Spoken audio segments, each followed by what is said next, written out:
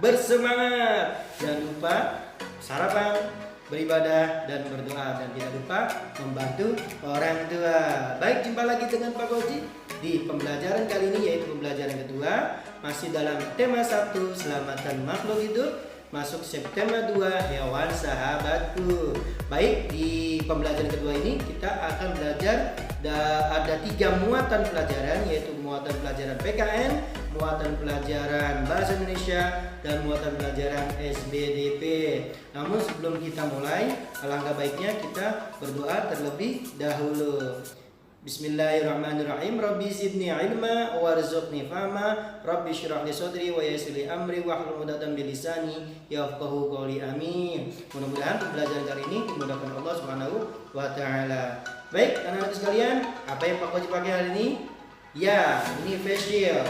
Sangat berguna sekali dalam pandemi corona kali ini supaya virus-virus bye-bye tidak mendekati kita. Oke, dalam pembelajaran kedua kali ini kita akan mempelajari 3 muatan pelajaran, yaitu pelajaran PKN, pelajaran Bahasa Indonesia, pelajaran SBDP. Lalu apa saja indikatornya? Yang pertama, PKN, kita akan mempelajari bagaimana cara menemukan 3 pengamalan sikap sesuai dengan Pancasila sila keempat. Kemudian pelajaran Bahasa Indonesia, indikatornya yaitu menemukan informasi dari teks tentang peternakan yang disarikan atau disampaikan berbentuk diagram. Dan yang ketiga, SBDP, yaitu bagaimana merancang sebuah patung. Baik, kita lanjut ke muatan pertama, yaitu PKN.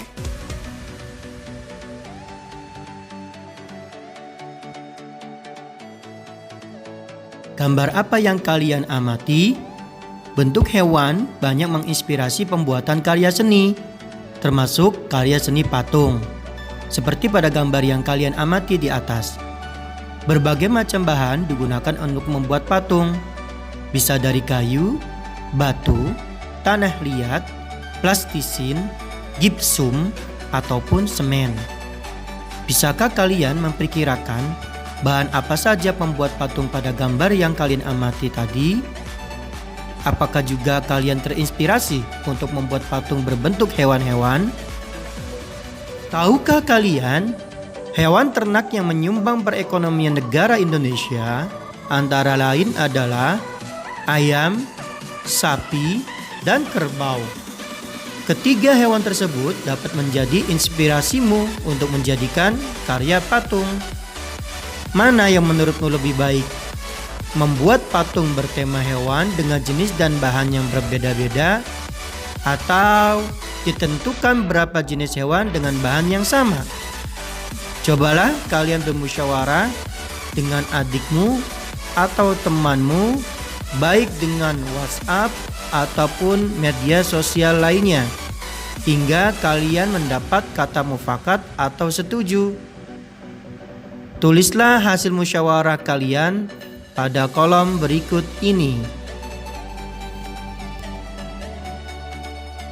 Nah, jika kalian sudah sepakat atau mencapai persetujuan dengan adik kalian atau dengan teman kalian untuk membuat patung, maka tulislah hasil musyawarah tersebut di kolom berikut ini, mulai dari ide, alat dan bahan, dan langkah kerjanya.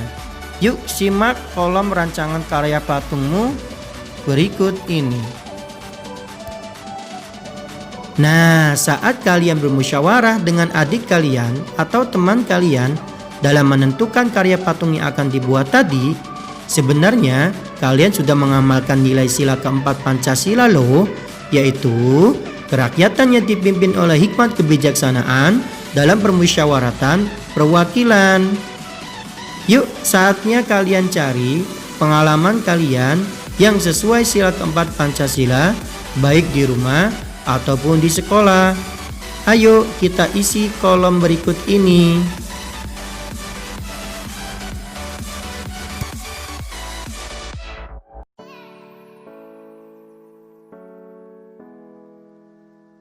Sekarang kita masuk ke muatan kedua, yaitu Bahasa Indonesia, tentang bagaimana menemukan informasi dalam suatu teks yang disajikan berupa diagram. Kebetulan teks berikut adalah tentang peternakan yang ada di buku tematik halaman 77 hingga 78. Kalian baca dahulu teks tersebut, lalu kemudian kalian jawab berdasarkan diagram yang ada di teks tersebut di layar berikut ini. Amatilah hewan berikut. Manakah yang termasuk hewan ternak? Apakah sebenarnya yang dimaksud dengan kegiatan beternak? Adakah perbedaannya dengan memelihara dan merawat hewan? Tahukah kalian bahwa peternakan termasuk subsektor ekonomi yang berpotensi? Yuk simak informasi penting berikut untuk menjawab pertanyaan tadi.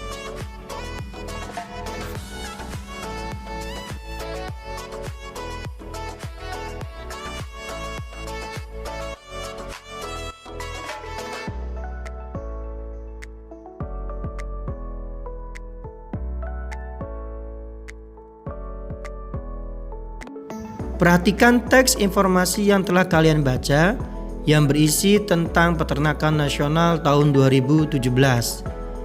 Di teks tersebut terdapat diagram subsektor peternakan nasional tahun 2017 dari negara Indonesia.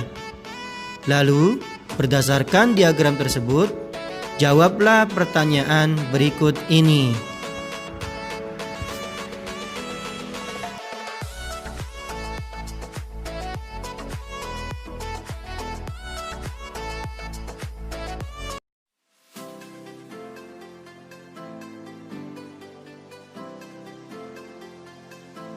Oke, selanjutnya kita masuk ke muatan ketiga yaitu SBDP. Pada pembelajaran sebelumnya kalian sudah belajar tentang membuat patung dari plastisin. Membuat plastisinnya pun bisa kalian dapatkan alat dan bahannya dari rumah, seperti dari tepung terigu, kemudian garam, kemudian pewarna makanan dan sebagainya.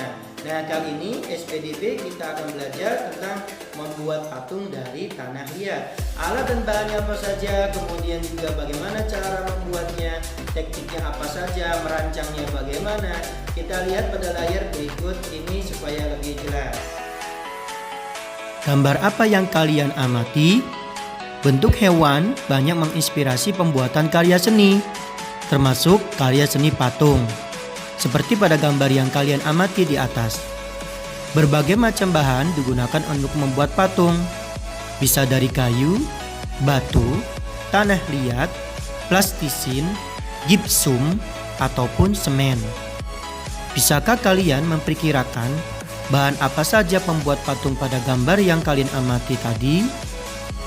Apakah juga kalian terinspirasi untuk membuat patung berbentuk hewan-hewan? Pada subtema 1 sebelumnya, kalian sudah bisa membuat patung dari bahan plastisin.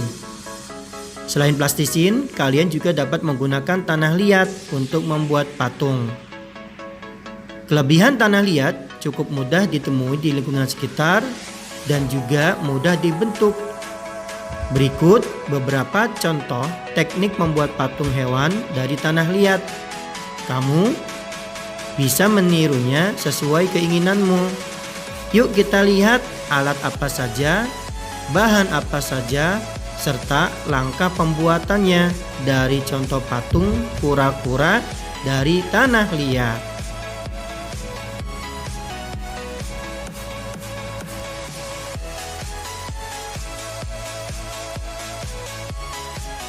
Alhamdulillah, 3 muatan pelajaran sudah kita pelajari kali ini.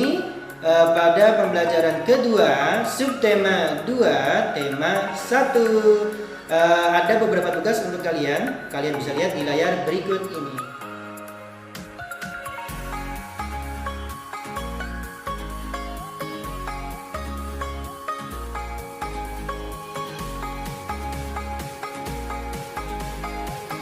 Mari kita akhiri pembelajaran kali ini dengan bacaan hamdalah. Alhamdulillahirrahmanirrahim. Semoga bermanfaat. Kemudian juga Pak Koji harap membuat kalian tetap semangat. Alexian semangat. Assalamualaikum warahmatullahi wabarakatuh. Sampai jumpa di pembelajaran berikutnya.